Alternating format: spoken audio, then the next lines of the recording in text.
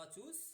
Dans cette vidéo, nous allons corriger l'exercice 18 de la page 131 qui s'intitule Exploiter une caractéristique.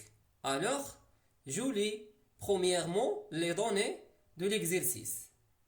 Le graphique ci-dessous représente la caractéristique d'une résistance. Alors, comme indique le graphique, la courbe en bleu représente la variation de la tension aux bornes d'un conducteur ohmique en fonction de l'intensité du courant qui le traverse. La question 1.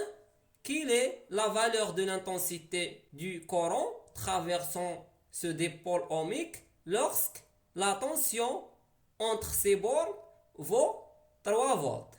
2. Pour quelle tension appliquée entre ces bornes, l'intensité du courant qui le traverse vaut-elle 200 mA? La question 3. Quelle est la valeur de la résistance de ce conducteur ohmique? Donc, on va exploiter le graphique pour répondre à cette question. La correction. Question 1. Quelle est la valeur de l'intensité du courant traversant ce dipôle ohmique lorsque la tension entre ces bornes vaut 3 volts? Premièrement, on va déterminer le point d'ordonnée U égale à 3 volts sur la courbe comme indiqué sur la courbe en vert, et puis on fait la projection orthogonale de ce point sur l'axe d'abscisse et on trouve I égale à 0,15 ampères, car chaque deux carreaux de l'axe des abscisses ou l'axe d'intensité représente 0,1 ampère et un carreau représente 0,05 ampères.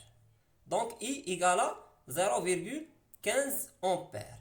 Alors la valeur de l'intensité du courant traversant ce dipôle ohmique lorsque la tension entre ces bornes vaut 3 volts est égale à 0,15 ampères. La question 2. Pour quelle tension appliquée entre ces bornes, l'intensité du courant qui le traverse vaut-elle 200 mA? Alors, on détermine le point d'abscisse I égale à 200 mA. 200 mA égale à 0,2 ampères sur la courbe, comme indiqué sur le graphique en vert, et puis on fait la projection orthogonale de ce point sur l'axe d'ordonnée. On trouve U égale à 4 volts. Alors la tension appliquée entre les bornes de ce dipôle ohmique est égale à 4 volts si l'intensité du courant qui le traverse vaut 200 mA. La question 3. Quelle est la valeur de la résistance de ce conducteur ohmique?